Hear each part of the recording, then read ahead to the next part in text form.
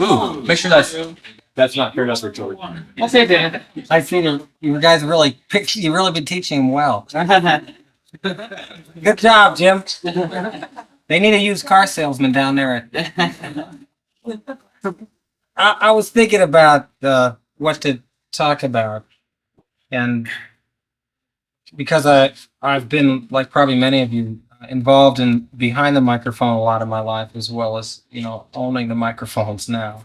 But I think the bit about how I started owning microphones versus just standing behind them and singing would be much more helpful to you in this course. So I wrote down a question that I think is probably the basic thing about owning a studio. And what does a studio sell? What's the basic thing the studio sells? Essentially, sells service. And that's a lesson that you should always remember, I guess, in any business. And it's very simple, but some people think, well, you sell, tape and but you sell service. And that means that from the time a client shows up to the time he leaves, you work with him to provide him what he needs. You help him get on tape the maximum amount of talent output he or she or they've got. Well, how do you sell the service? And how does the service break down into money? Well, you sell time. Obviously, you sell use of your equipment by the hour, by the day, by the week, by the month. And you sell products. Most studios also make a little bit of money on tape, on records, on cassettes, on 8-tracks, 45s, albums. And then you can also sell creative services, which as a producer, engineer, or as either one and or situation. And occasionally studio owners get involved in owning a piece of a record that a local or regional band does. I mean, that happens here and there, and they try to make some money that way. So who does a studio sell the services to? Well, the obvious answer to that is to the people in the music community, to the rock and the country players, to the jazz and the gospel, the classical and the folk players, and everybody in between. But there's also a whole side of the recording studio industry that you should maybe make yourselves familiar with, and that is the industrial side of sound recording, because there's a whole world of that out there too. And when I say industrial, I mean most major corporations in the country use some sort of software, multimedia presentation during the year. Some of them are so big they have an ongoing in-house training programs, like in big companies, Nationwide Insurance, some big, let's see, who would be another one? The big glass company I did some work for. It makes all the beer bottles. Who's that? Anchor Hawking. Not Anchor Hawking. It's up in Michigan. Toledo, they have an office. Lizzie's. No, I can't remember. Owens, Illinois. Owens, Illinois. I mean, they make almost every beer bottle you've ever bought. And these companies will hire usually an advertising firm or public relations firm, or they'll have in-house services where they'll continually update the thousands of employees they have on the latest developments in their company, and they'll get the information around, often by recording it and then shooting slides to it. And they employ a visual aids type person, and or they hire out a firm that in turn goes to your studio if you own one like mine and says, hey, Dan, we've got a project with Owens, Illinois.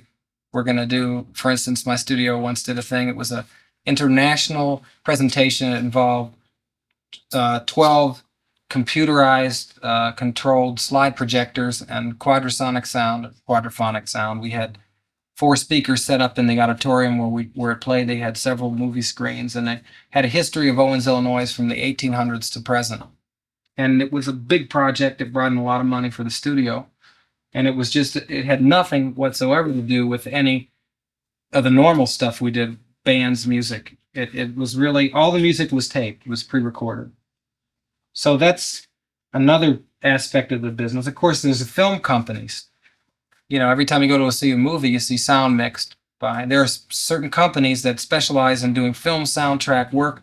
And then there are engineers that edit and cut and splice and, edit in the sound. Mag tracks or optical tracks. I'm not even sure how that's all done because I haven't worked in that field, but I know several studios that do. And those film companies, of course, work for the major filmmakers as well as industrial film people again. And then there's the advertising agencies. if you live in a market of over a couple 100,000 people, I wouldn't say this is for everybody. Uh, there was a lot of recording done called voiceover recording. My studio, started. That's all we did. Voiceover commercials that you would know. Well, everything that you hear just about on television at night is on a cassette now or a cart. I mean, there's not that many in-booth announcers. It's recorded, but it's done at the station. But studio type things, the Muffler King, Dick Orkin, you heard Chicken Man, all those little series of crazy commercials. Those are all done at a voiceover. Orkin has his own facilities in Los Angeles now. He doesn't, but there are numerous in the major markets studios that do nothing but service agencies where the agency brings you on tape a jingle that they got out of Nashville or my company or some company, and they bring in the already recorded jingle package, and then they bring in a freelance announcer, or the studio has not a staff announcer, but might run a service as an agency for announcers and brings in the appropriate announcer, and they cut various cuts, 60s and 30s and whatever's over the jingle, and then they make a lot of dubs for circulation, and that is a big business more on the coasts. In New York, there are studios like National Recording Company that does like Wrigley Spearmint Gum. So they'll do the voiceover upstairs and then they'll send it down to the dubbing room. They got an engineer on full staff that does nothing but dub, and he'll dub and package 1,000 dubs, And that studio's making money. I'm sure they mark it up and they charge for the service. And I mean, it may not interest you now, but if you're really sound dedicated, there are some engineers. There's one or two in Columbus that are freelance engineers. They do nothing. They do 90% of their work for major agencies. And Columbus, Ohio is a city of 1.3 million or something. It's not like a huge market. It's medium. And they make a decent living. Those big agencies in town that have billing upwards of $5 million might take these guys to New York on a big film shoot and say, we want our own engineer with us. And they'll pay him well. They pay his travel and they take him. And these guys are very contented to do that. They're not interested in so much in doing rock music or doing live music. Then there are studios that are religious. If you have that type of background or that type of inclination, Hilltop Recording out in Tennessee almost predominantly deals with evangelical music or religious-oriented music. Then there are educational and guys that work in the educational institutions, and they do all kinds of stuff, involving sound. In some universities they have, and in some people have made a living by doing nothing but recording seminars. My studio gets called for this about once every 3 months, 4 months. Conventions coming to town, they've hired a guest lecturer, the greatest insurance salesman since, Dale Carnegie, and he's coming to town. This guy outsells like outsells everybody in the entire company 10 times, and he's got a formula for doing this, and he was going to come speak about it, and they rent out a big auditorium, and they hire a studio to come in and tape it. They work out a deal with the speaker to sell the cassettes at a profit so that they can pay him his stipend for his honorarium for speaking, and they can make money on recording it or whatever. And there are some companies that do nothing but that. And they come in with a truck, and they've got high-speed duplicators and labeling equipment. And they'll go to these big Hyatt Regencies and set up, and they work out all kinds of deals. And I understand that a really young guy in Atlanta got rich real quick. He has a real big company that does that. Finally, and under the educational, there's instructional tapes and things. I've recorded things for guitar teachers, voice teachers, we're psychologists, poets. They come into the studio and they do cassettes, and then they market them through who knows what, National Enquirer, Rolling Stone. So those are the things that come to my mind as the general areas that a studio services. So now I said, well, now that you know what the business is in a service, how do you start? Well, the first thing that governs starting a studio is what's it going to cost, like so many things. Obviously, the less money you've got to work with, the more limited your capabilities are. And the first thing you should do is research the marketplace you're going to service. That means go around and, take a real close look at the area you plan to build in or work in. Take a look at the competition. What are they doing? Are they busy? Are they making money?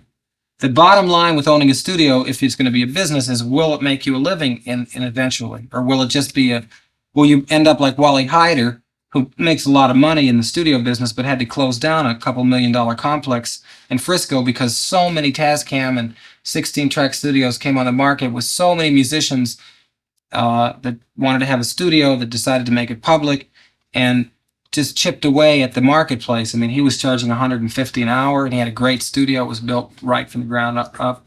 And then down the street, there was, this ex-lead guitarist from a local rock band that had done pretty well and slowly built up a studio with his buddies, and they were charging $20 an hour for 16-track time. I mean, that's happening in the industry. In LA, you can go and buy, I was just amazed, you can buy 8-track time from $20 to $70 an hour. You can buy 16-track time from $25 to $75 an hour. You can buy 24-track time as cheap as $40 an hour in LA. And I'm not saying that those are, some of those studios that even at $45 an hour have decent equipment in them. There isn't very much cheap 24-track equipment around. I mean, they don't make a cheap version that I know of. So research a lot and make sure that, it's not just a whim. It's not that don't let yourself be caught up in lights and dials, and the glory of running the faders, because it's a lot of work. It's a lot of long hours, and it's a lot of, and it's gotta lead to something. Now, if you're just building it for yourself, that's another, to save money, to make your own demo tapes, or to work with your friends. So that's another thing. So determine whether it's going to be a business or a home or a private thing. And there's a compromise in there too. I got friends that have 8 tracks and they rent them out real cheaply and they help make the payments on them or whatever.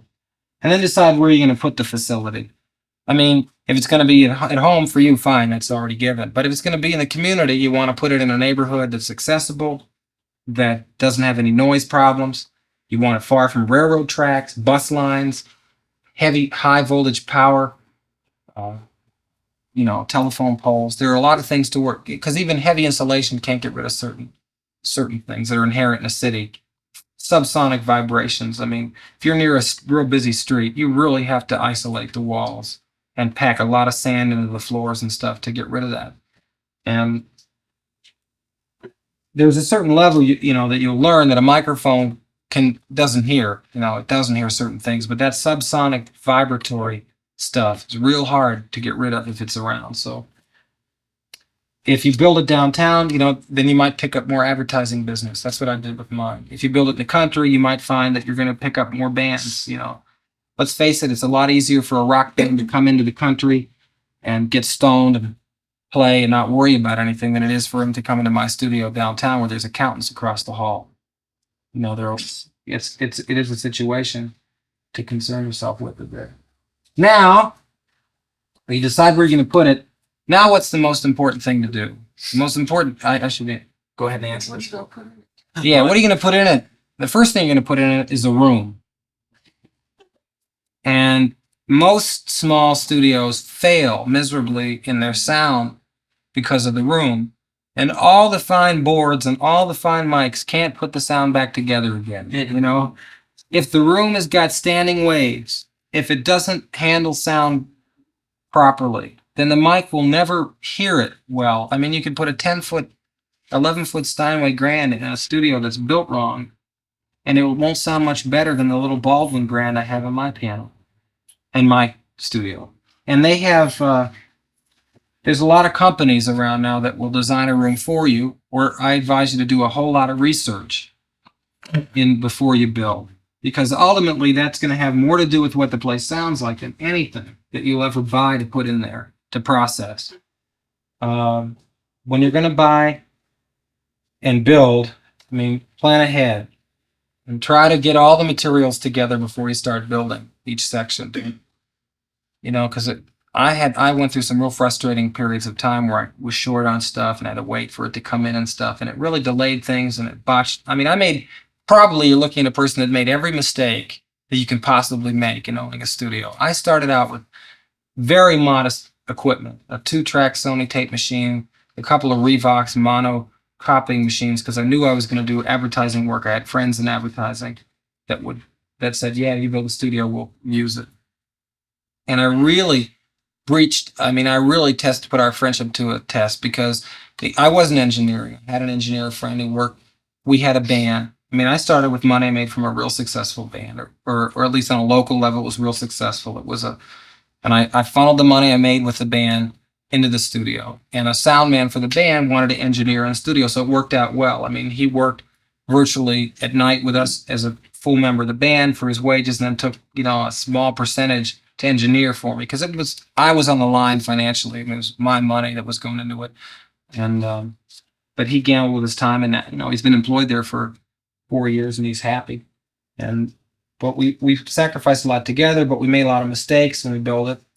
And I rebuilt it last year, and it made a huge difference. Just I had some bootleg studio plans that were probably Westlake plans to begin with, and I stuck to the materials list. I have a real small studio. I mean, it's a little bigger than what you've got here. It's an 8-track, but it sounds really clean. That drum booth is built right. We floated the floors. I packed 3 tons of sand up, hauled it up on the second floor of a downtown office building, and it makes such an enormous difference. So make sure you've got all the materials you need, and check that really thoroughly. I mean, go to the lumber yards and wherever, and try to figure out who's going to wire it and everything, and make sure when you find out who's going to wire it, you may be in contact with a person that can later do your heavy service work. I used a guy that does really good wiring work. He's like a NASA. He's so clean, and he does wiring. It looks like it came out of a factory, and that does nothing but custom wiring for people. And he can do service for me when he's in town. Unfortunately, he's on the road a lot with Broadway shows now and stuff, doing sound. But you might think that you're good with a soldering iron, but I'll tell you, there's 1,000 feet of wire that are going to go into any studio. And sometimes it pays to job it out to someone who does that all the time.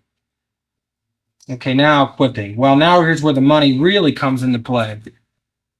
I would say that you can probably build a room for a couple $1,000. 1,000 square foot room, you can pad it down. But when you get done with wiring and labor, it's going to cost a lot more than that and decorating. I mean, it could get as high as I probably put into my place, and it's a small 8-track, 9,000, maybe 9,500 into acoustical engineering in a small place. So that's something to think about. Money's going to determine how many tracks you have, and everyone will always tell you that you never have enough tracks. That's given, but I mean, you've got to also work within a budget if you're starting a studio.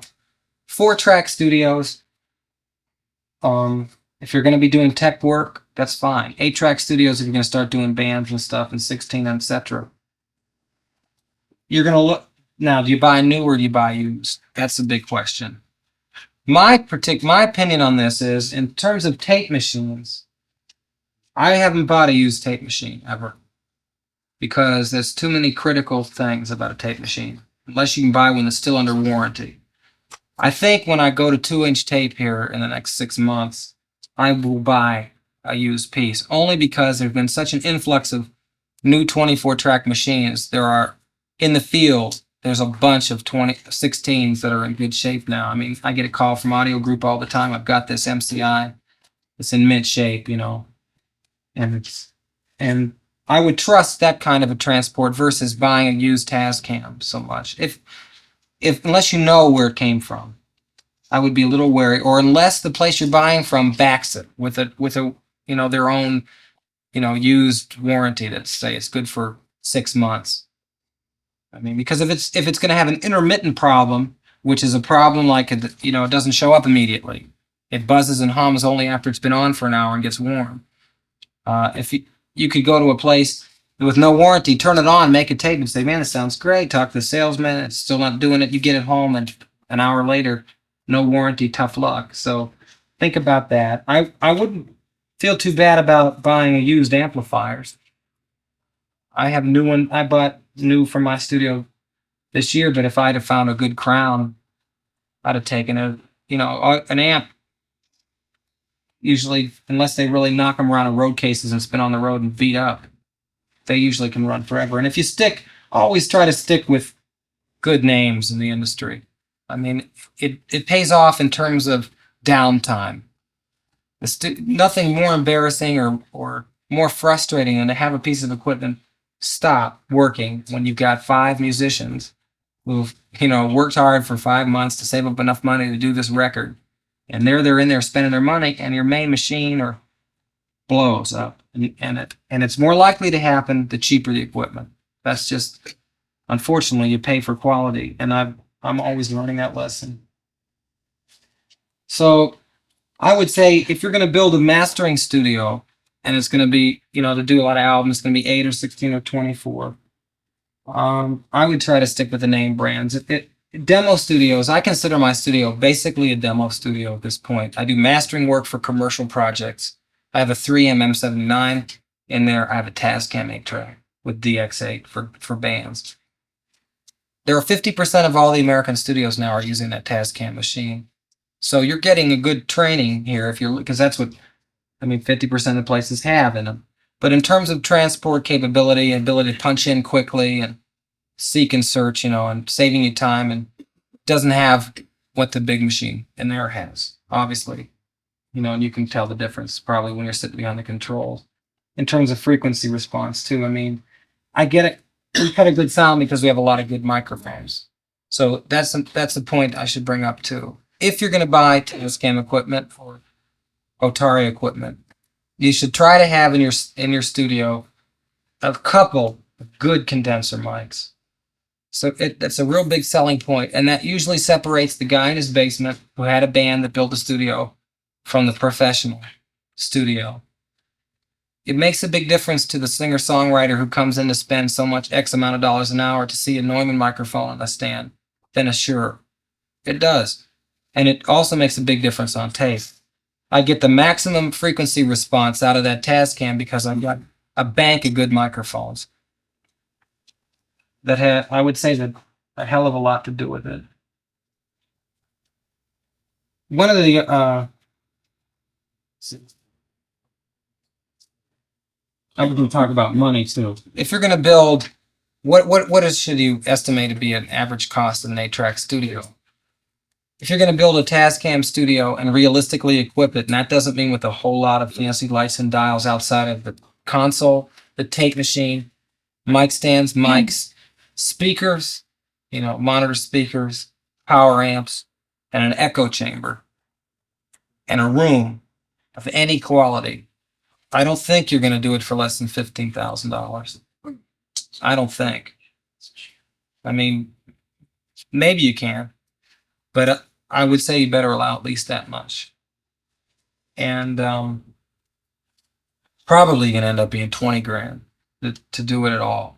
I have a lot more than that in my little place, but it's been over 4 years, so 5th year. So it's been a reinvesting process. I have a lot of copying equipment, high-speed cassette duplicators and mono machines, an extra half track and quarter track.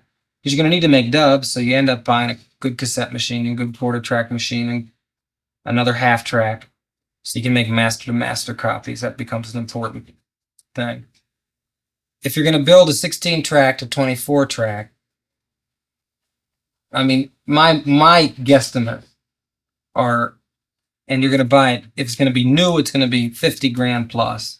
If it's going to be used, it's going to still be about 40 grand plus, because a 16-track in good shape used is about 13 to 15,000, and the console, between 8,000 used and 15,000. And a lot of MCI old consoles are going for about 14, 15,000. So you're going to get 30,000 tied up in a 16-track and just the board and the machines. And then the room to put it in, I figure it's about double that with everything else. So that's what your basic costs are. If you went to a turnkey operation, it would probably be more. When I say turnkey, all the major studios, or many of the major studios that you get your albums that we buy in the store, the pop artists are cutting on, are built by people that do nothing but build studios. If you get REP or DB Magazine, once in a while you'll see an ad. East Lake Audio, Sugarloaf Audio, Milam Audio out in Illinois. Jerry Milam does some custom room design. These people will fly in for a fee. They will design in the building that you choose a room to fit, your needs. and there's usually two ways they package it. One, they'll come with the equipment, bring their own master carpenter, own wiring guys. They'll do everything, and you pay them a flat fee, and they say on September 10th you'll open.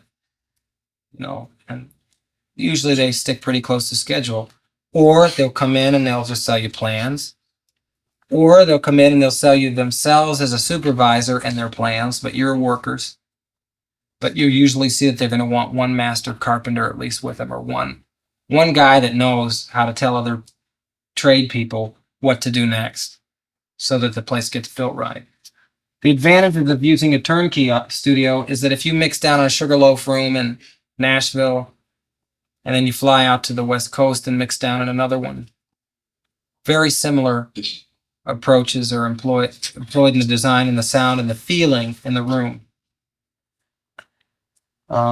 It's not that big major of a thing, but if you're gonna do a really big operation, you got a lot of money, I'd recommend it, rather than going to your friend who's a good architect and saying, design me something fancy, because it gets real technical to do it right. And I've recorded it in a half a dozen major studios. I mean, studios like Billy Sherrill's going to be here Friday. He's recorded me at Clement Sound. I've recorded it at Sound Workshop and Creative Workshop in Nashville. And there's been a lot of hit records out of these studios. And there's a real difference between those. And I've been at CRC in Chicago, and I've been at Paragon Sound in Chicago. And I think CRC is a hot studio, but Paragon enjoys a pretty decent reputation, and I don't think it's designed acoustically nearly as cleanly as Clement Sound is. And I'm sure, I don't know who did it, but I get the feeling that, Clement was built right from the ground up, and Paragon was kind of fit into a place by the people that were building it. And it was probably sounded out. They cut a nice sound, but it's nothing special to me. So if you can afford the big plunge, go with someone with a track record. And those guys can usually, sometimes they can even turn you on to some business. They have such big contacts with engineers that are doing big things that once in a while a B rock label group will be needing a studio, and their name is so important that they say, well, I just built for John and someone such and such a studio in Lansing, Michigan. It's just, just right there. Sometimes it'll bring you label business. One of the other things I thought I'd mention when you're building, you might think about, and some studios do in the bigger markets, and it's becoming a business, as video. You might have a video camera on hand. You might sell groups a package. Not only will we get your demo tape out of here, but we'll come out and film you live, or record you live, which is another business too, almost. Or we'll record you at the mics at our place, and we'll make a cassette that goes along with your tape, so that when your manager goes to New York and starts knocking on doors, if they have a Betamax or something available, you can slip in a cassette. They can see that your group makes a great impression. You look good as well as you sound good. And I don't know what that equipment costs, because I haven't done it myself, but I know that it's done that way. And it's a whole nother part of the recording industry.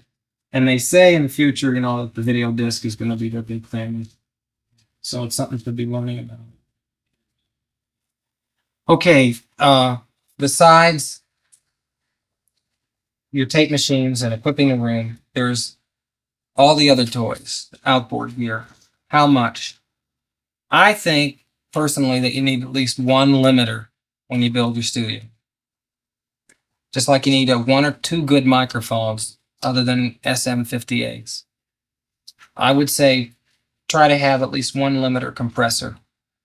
And it can be a DBX, it can be a Uri, it can be an Ashley. I think Uri is the most universally seen.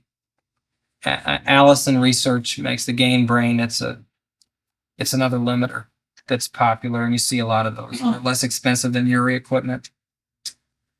After that, and you need a good chamber, an echo chamber.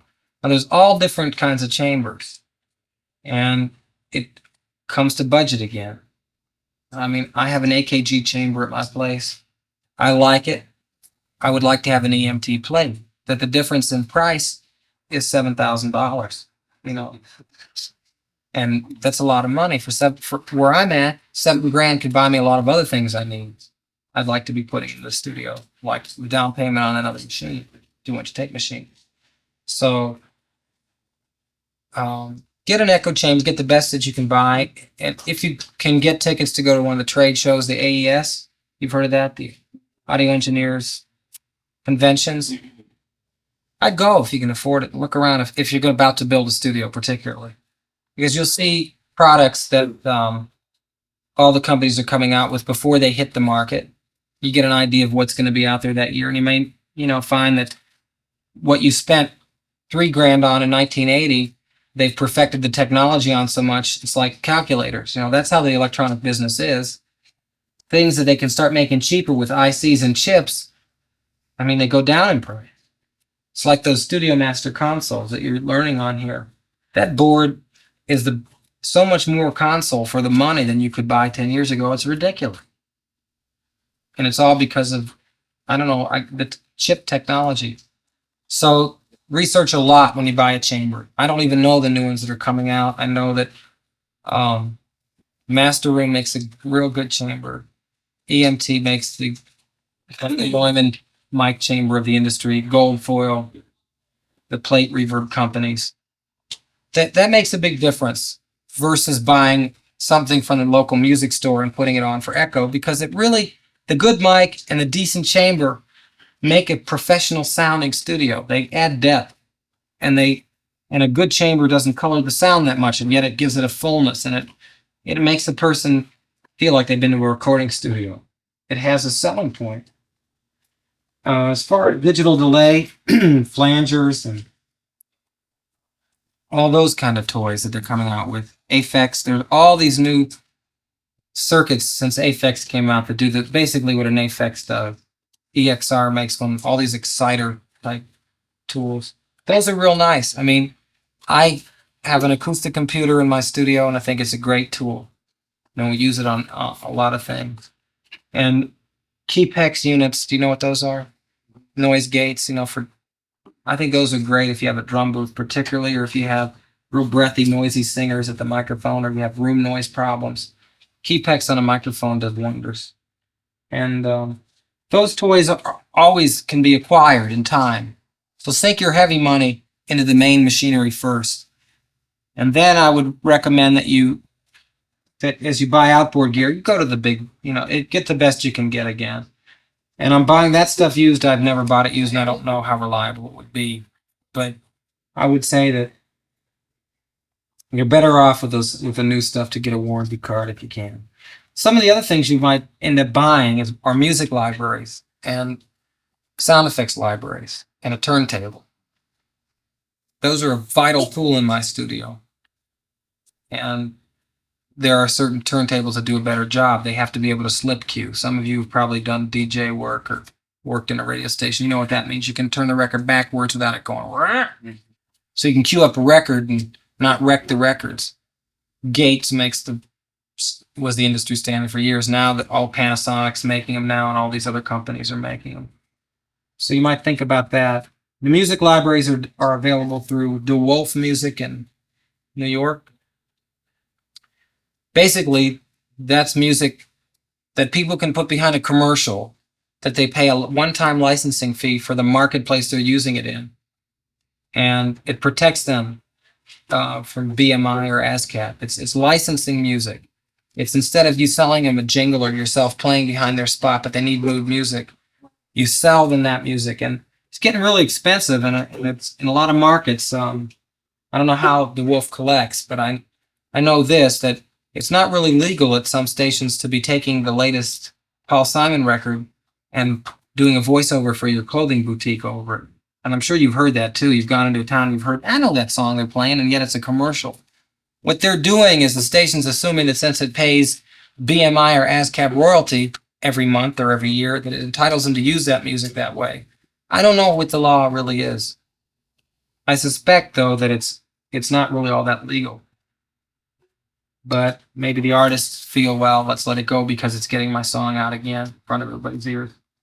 But they do make music libraries that have long cuts for industrial slideshows and films and stuff. And there's DeWolf itself, the company in New York, I've been there, has a little studio where they edit music for commercials, and they charge a hell of a lot to do it in there. Like $90 an hour to work with a 4-track machine or something. And they'll edit out music for commercials there. Final thing to think about in putting stuff in your studio is instruments. Well, a good grand piano, you can never say, obviously I'm a piano player and a songwriter, so piano is essential to my studio, but it's essential to any studio. And I like the little piano I have in mind. For the space I've got, it's a small grand. It's nice. I think my experience is you need about 6'2", at least 6'2", in terms of a good grand to get a deep enough bass sound into the mics. I mean, we have an Orban parametric equalizer, and we can really jockey around the sound a lot to make the piano we've got sound pretty big. But I've recorded in Nashville and in other cities that I have at major studios, and all of them usually have a 6'6" or a 7-foot Yamaha or Steinway or Baldwin or something that sounds really good, quiet at a couple places. And that's a big selling point, especially to jazz musicians. A lot of jazz groups are built around, jazz pianists, and they'll like to have a piano that's mechanically and tonally well-tuned and sounds good. How often would you have that tuned? I have mine on a schedule about once a month, but when I have a big session coming, I'll have it tuned more often. I don't have a great thermostatically controlled environment in my studio. In a place where the humidity is kept closer to constant, it doesn't need it as much. But, it's an expense that's well worth it. Once again, it's the old thing. You come in, everybody shows up, and they hit the piano, and no one can tune because the middle C isn't in tune with the rest of the piano. Any keyboard instruments that you can get your hands on are really good to have in studios, particularly big synthesizers these days. That's one of the things I just rented. I do a lot of jingle production. I've been renting synthesizers. It's getting to be a pain. I'll have to buy some. But I know that when I get them, I'll try to get, once again, the best I can get. And that's a real opinionated thing. Keyboard players will tell you, well, I think ARP is the best, and I think Moog is the best, or I think this is the best. But what you should probably judge that on is what's going to be the most versatile machine for the studio. And what kind of machine can you put in there that A, bands might be familiar with, or B, if they're not, it's such a nice piece that it's easy to use, and it's a drawing card. Hey, come in and cut your demo. We've got a really good string ensemble here that in tune with our piano that really do the good sound. Selling point. Drums. That's a matter of opinion. I would like to have a set of studio drums at my place. I've had one there for a couple of weeks. I'm trying now. The reason I need it, once again, one of the ways I make money at my studio is I administrate a jingle company. I do commercial music for companies, and I market it across the country right now. And I do a lot of sessions, and it really wastes time to get drum sounds. Muscle Shoals, has some of the hottest commercial sounds. Got us had a drum set that they kept there for years in the old studio. I don't know what they're doing now. They took like a couple days out just to get perfect drum sounds, and they got them. I mean, there's an advantage to having a kit there all the time. You tune your ears up to it, and you listen to records and stuff, and you make a lot of comparison on your tapes, and pretty soon you're cutting a really clean drum sound and getting a good sound. The problem then is when the rock group comes in and the guy says, hey, I can only play my drums, man. I got to have these out of here. So it's the thing to consider. It saves you time and effort after a while, not to bother miking the drums, but in terms of what a group needs to meet their needs. It's just one of those questions to toss up in the air, and it's not maybe that important at first. Percussion toys are nice to have too. Tambourine that records well, that's not a big investment, versus the one that the group uses out live that really clangs and is uneven when they hit it. Well, any little shakers and triangles and stuff. To have a little chest with that stuff in it's real nice. Drummers and groups really appreciate that, especially the inexperienced, unproduced band. You make a suggestion to the drummer, why don't you overdub this? Or, what do you think of this? And it's a little thing, it's part of the servicing of that client that brings them back again. Well, now that you've built the place, what is it going to cost to run it? It's going to be different for everybody. Obviously, if your overhead is going to consist of your rent, if you're not doing it at home, or your taxes if you own the building. So budget that in. Your phone's going to be the lifeblood of most studio business. I mean, most sessions you better have good phone service. Okay, and if you can afford it, an answering service when you're not there. But advertising. Pardon me? Advertising. Advertising is an expense, but I really, advertising for a studio, the best thing is word of mouth or public relations. To the client. You get them in there, you're nice to them. You go see the people that can bring you business often enough. It's one of the things that I have to always do for the advertising world. It's not one of my favorite jobs in life. It's donning a. If you're just starting up, rather, it's pretty important. Sure, it is getting the word out, and there's a lot of ways that that's done. You can advertise in the rock rags if you're a music studio. You can advertise in the local media journals if you're in a big city doing an advertising studio. But there's no clear-cut way that's done. I've never seen it. I mean, I was brochured I have a brochure in my studio. That's a good thing to do. Get some pictures taken of the place if it's clean with some people working there, and get some posters made. Take them to the music stores. The music community in most towns, seems to be pretty friendly. I mean, I don't feel like there's much animosity maybe there is among old group members here and there, but the general community is usually, everybody knows it's a struggle to be in the music world. So most, I see pamphlets and stuff from all the different studios lying around different music stores, and it's good to get yours there too. And of course, anything you can do in PR in terms of getting a newspaper article out on the place or anything in that nature. So you can expect some advertising bill. Your utility costs, well, obviously, the electric company is going to own a piece of your business. There are no way around that unless you have a power plant of your own. And I would recommend that, I can't estimate what that's going to be because I don't know what kind of equipment you're going to have, but I would ask around the building, if you're moving into a building and you're not the only tenant, if there is a person with a copying machine up there and maybe, 3 or 4 electric typewriters and stuff, that's not going to be quite what you're going to be drawing. But if it's all independent, I'd find out. Because I don't understand the way the electric companies work. All I know is everybody I know pays a different amount of utilities. It might be a matter of a couple bucks. In some places, it's much more than that. Do you have a separate line going to your studio? Well, see, that's part of the deal I've got. I mean, that's how I was able to build a studio with really virtually very little money starting. Where I rent, it's downtown. It's in a decent location. The utilities were included in the rental. So that was like, I feel like you can see that smirk, and I know that it kept me in business, somewhat. Labor costs, okay. If you're your own engineer, hey, that's one thing. And labor deals with engineers are different. I mean, an apprentice engineer may work for minimum wage. I mean, I've had people come to me and said, if you'll take this student of ours, CETA will cover the cost if you'll train him here. I could have had free help if I needed it at the time. I mean, it is a really highly competitive field.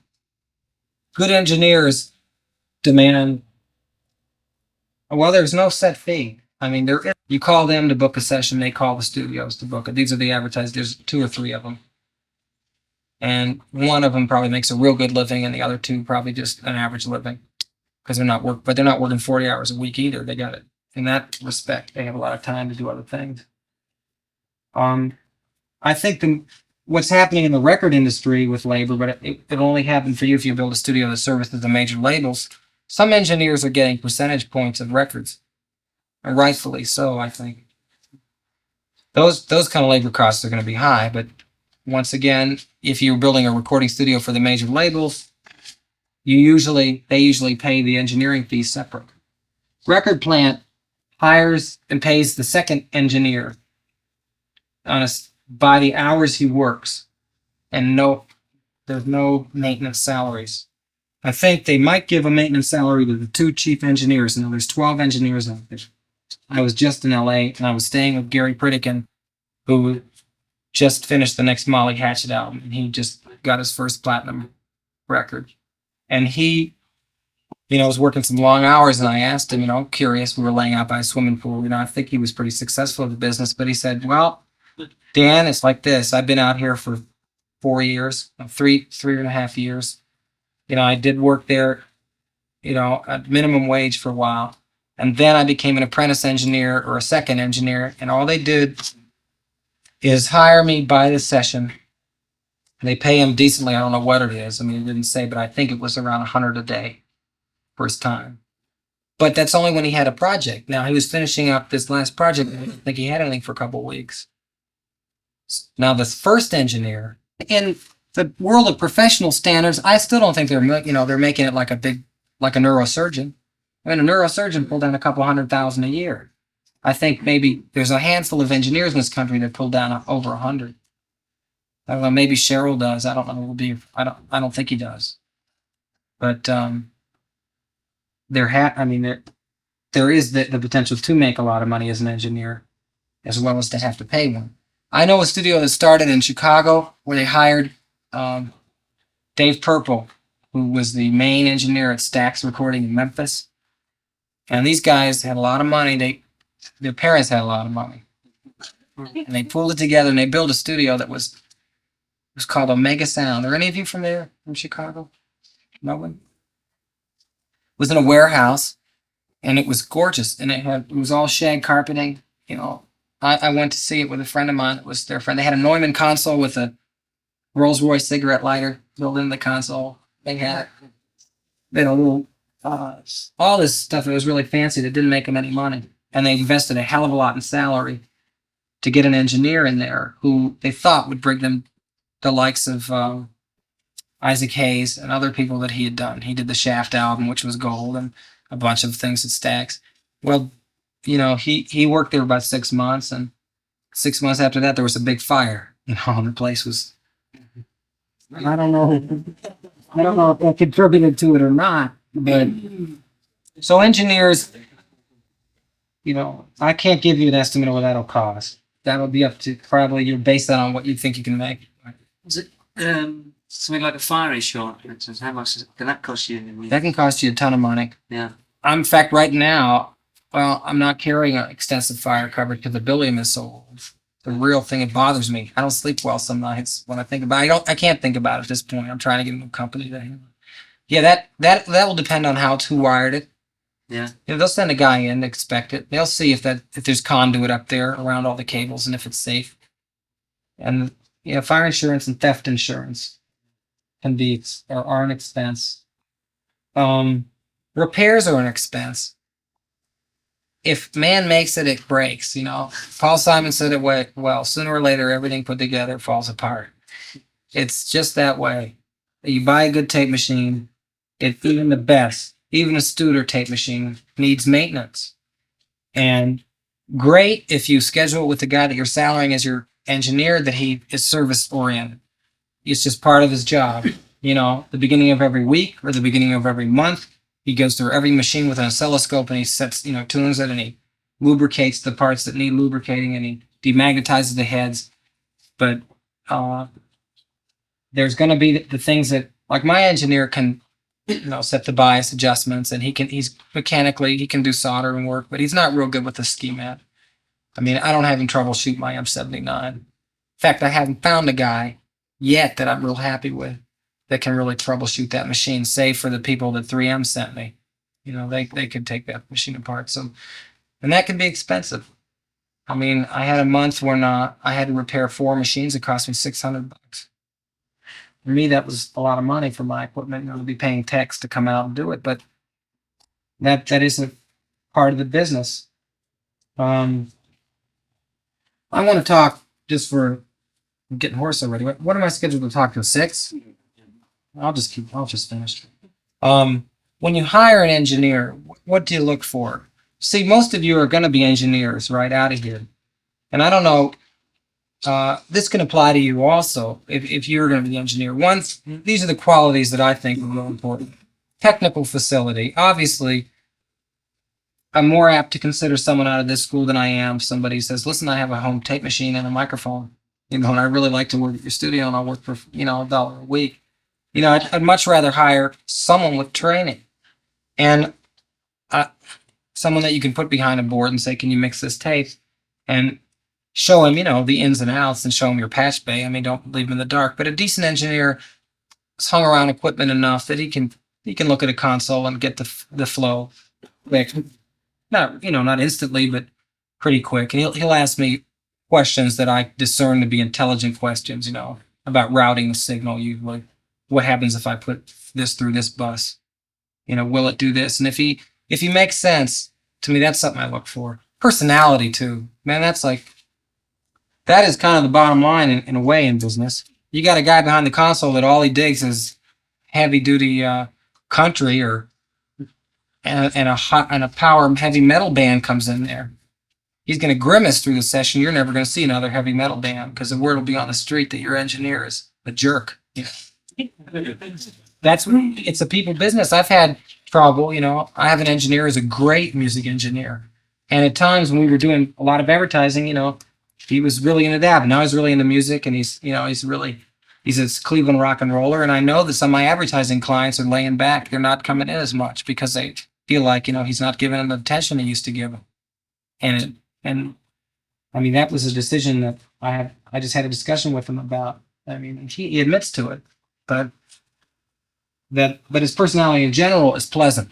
I can count on him when someone's new, inexperienced, and that they'll be relaxed after they're in there for a while. They'll feel like he knows what he's doing and he's happy doing it, that he likes what he's doing and he projects it, and he makes even the most amateur feel like they're important and they're not throwing their money away to be there. And he's recorded, some very, very fine players. The best in our community or the best in Central Ohio have been through my little studio, as well as some of the worst. And I think the reason he had the job is because his willingness to work. And that means to work long hours too. Because some bands are going to say, hey man, can we come in at 7 at night? Because we play every night. And the only time we sound any good is from 10 o'clock on.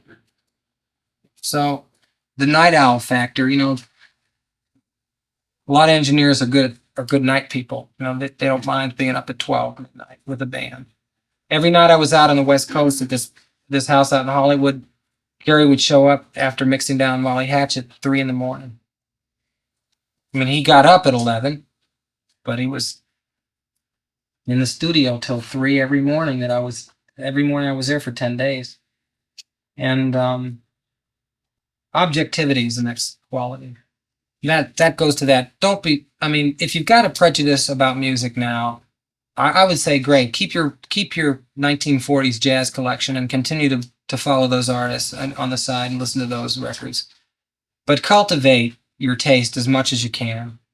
Listen, to country once in a while. Doesn't hurt. I mean, if you don't like it, it really, because you might hear what the engineers are doing or what the artists are doing. You might be able to suggest something to that country band in there that might make a difference in them coming back. And that again goes along with that willingness to work and a good personality. Try to be objective and not color your decisions with them, even if they're singing off pitch. And I know it's hard to sit behind a console if you've got a good ear for music and the singer can't hold a note. But there are a lot of rock and roll singers that aren't great singers, but they have good emotion, or there's something you can help them. You can get them a mic that that makes them sound better. That gets to the last point, which is creativity in an engineer. I would keep a journal around your studio somewhere.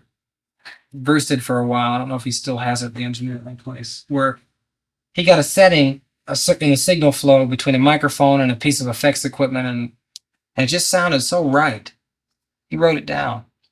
And when that situation came and the guitar player said, man, if there was just a harder edge, can you get me a harder edge here? There's something, I know the amp's good and I know the mic's good, but it just, he's experimented so much with stereo mic placement and stuff that he knows in the room what he's going to, basically do when they say, I want to sound like Rush. Okay, he says, I'm going to put this mic here, and he goes in the other part of the room, he puts an ambient room mic, and he plays with the volume and the EQ settings and whatever, and they're coming to get us. And so creativity is an important thing to cultivate too. Final thing I'll tell you what a day in the life of a studio is. I hope you don't, and then I'll take any questions. Okay. My studio is supposedly open 24 hours a day, but 90% of the time, really 90 at this point, 9 to 5. That's because we're doing a lot of, we're a business-oriented studio at this point. I'm doing rock music, and we're doing a lot of stuff, but that's happening Even that's been happening 9 to 5. What'll happen in a typical day in my life, I get phone calls. I'll answer the phone maybe once a day, maybe not even that much, for a call about using the studio or booking a session. I have a secretary in there now, so even I don't do that much to that.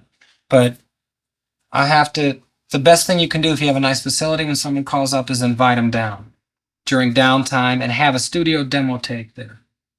What do you guys sound like? Here's 3 different bands. Here's what they sound like. You know, bring them into the control room and play it back over your best equipment. I have another set of speakers and stuff in my office, which is, it's a decent system. It's nothing great, nothing an audiophile would buy, but it's clean and it sounds deep and big. And I play stuff in there when the studio is really booked and I can't take them through. Get a lot of calls about how do I make an album. You get a lot of calls that'll be ridiculous. You'll have to learn who you should spend a lot of time with. And I try not to be rude to anybody because there are a lot of creative people in the world that aren't great at communicating verbally. I've had bands book sessions where I said, this guy's going to be, he must have been so stoned when he called me. And got in the studio and really played his ass off and had a great band. But if I would have just treated him like, man, this kid is just a young kid. He doesn't know what he's doing. He doesn't have any money. He's not worth talking to. He probably would have never showed up. But, it's like you learn that music. You can never judge a book by its cover. You can't judge a musician by how he looks. How he's going to sound is 100% different. Usually. So there's those calls. And things like, the billing. Course, you have to have invoices printed up of some kind. These are the paper goods.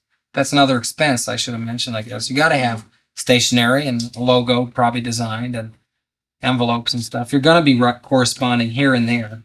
You're going to make album orders for groups if you're going to sell them those, or cassette label orders or something. So there's going to have to be a little typewriter there. And I usually talk with clients that are there during the day. I have tomorrow there in the afternoon, I have a session with a major fundraising agency. They do nothing, make slideshows for hospitals and places that collect money. And I usually have coffee with the guys and talk about anything but what they're doing usually. But it's important. Most of my time is spent creatively. Now, if I was an engineer, it would be spent engineering. And if you're going to be in your own studio and do your own engineering, that's where the bulk of your energy will be. At this point in my life, I'm doing my music and doing publishing contracts or trying to get more on the West Coast. And I'm doing jingle production. So my time is spent visiting clients. I'm doing a campaign for a big contracting lumber company, one of these chain lumber stores in Central Ohio. That's one of the projects I'm doing this weekend. So I've been lining up. I needed kettle drums. I had to find a symphony kettle drum player, and I needed, to talk to an arranger for certain parts of it. And I spend time, at a keyboard working out the parts because I do a lot of head arrangements, writing the lyrics, getting approval, and all the stuff that's involved in booking those sessions. And on the phone with the clients, I do some business out of state. So I'm on the phone, with people, sometimes talking about problems and jingles, sometimes being patted on the back or being scolded.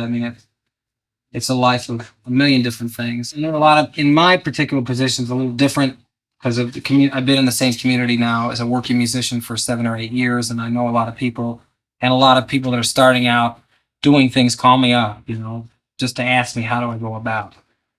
So there's a little bit of that time every week. So you can expect, some days I'm there early in the morning when I've got a session to produce and gone not till the sun's up the next day. I've had that happen when I had 2 projects that both had to be recorded and mixed, in one day. And I've had days that were slack when the studio's not booked too. I wish I was booked every day, every minute. But unless you're really you're put a studio in a area that's really heavily populated without a studio, and there aren't that many areas left like that in the country, you're going to have downtime. And my best advice for that is to have a way to promote the studio at that time and to have as many ways of generating income as you can. So I have high-speed cassette duplication, If I had video cassette duplication, I would put it in. No, if I that stuff is real expensive.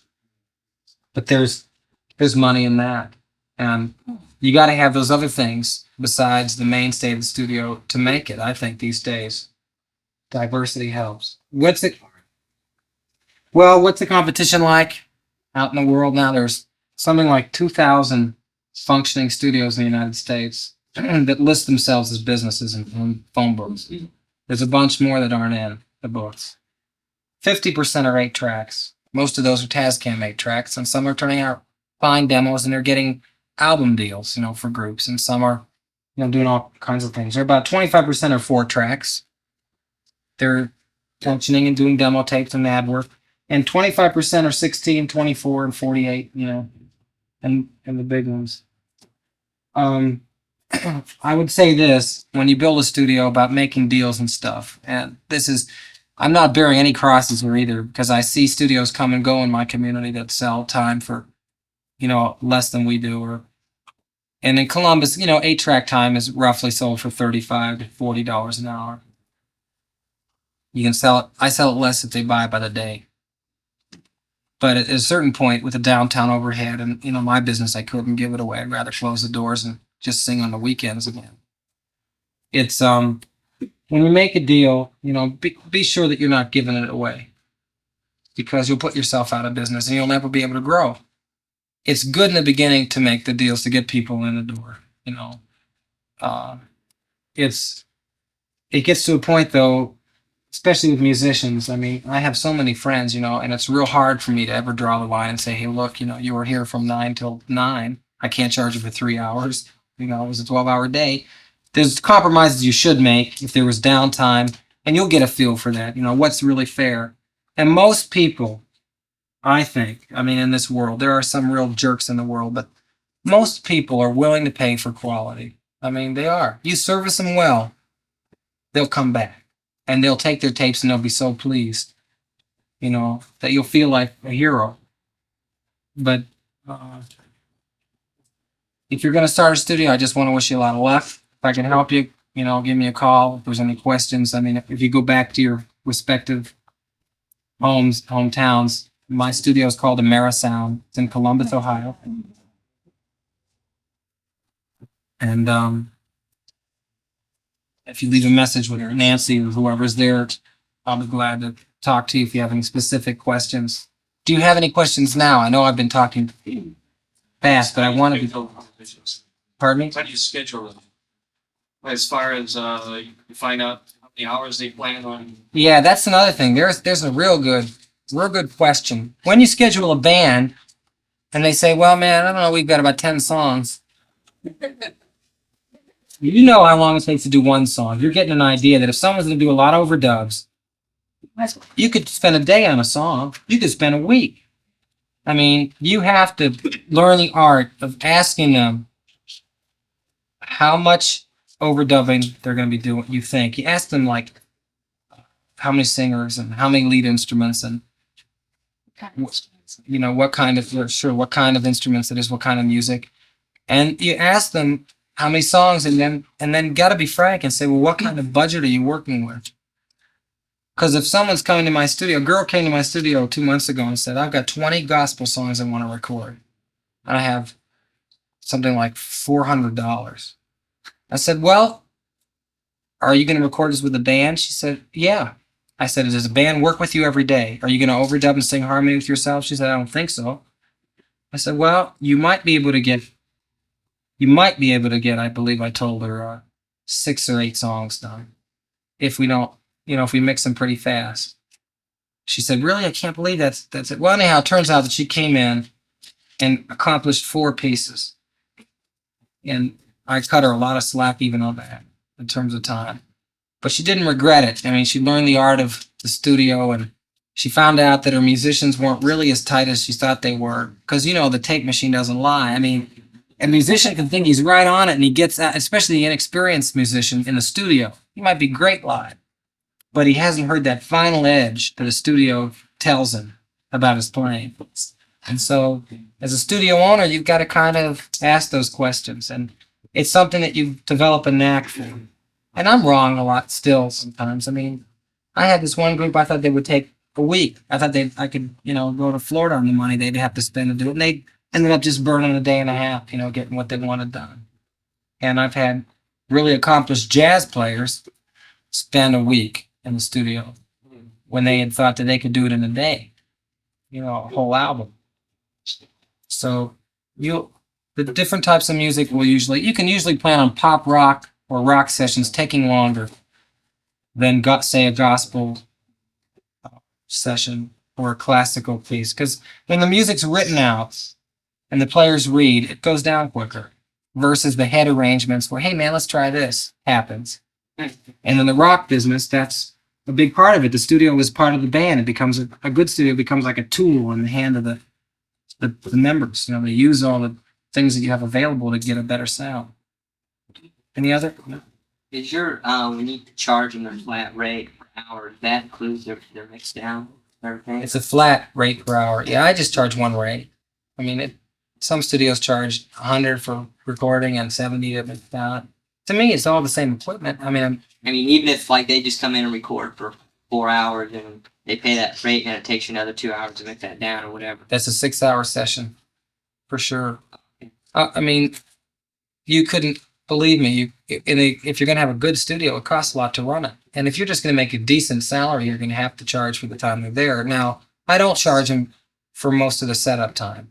Usually say it's 45 minutes or when the tape machines or whichever is first, some kind of a deal. And also get a deposit from any band that's going to come in. Especially I get work from out of town. And if the band doesn't give me an hour's deposit and fails to show up, I've booked away a day of income. And I do have an overhead that I have to worry about. And most serious people that are going to record, they don't care about sending you a down payment because they've saved up and they know that they're going to spend it. But that's a good way of inducing them to keep their group together long enough to make their tape, You have to have a lot of that in the music business, as you probably all know. Bands come and go very quickly. So I think if you're going to do it, it's a fun business. I mean, I don't go to bed, sulking at night too often unless things have really been slow. Usually it's an up thing. It's a relaxed business.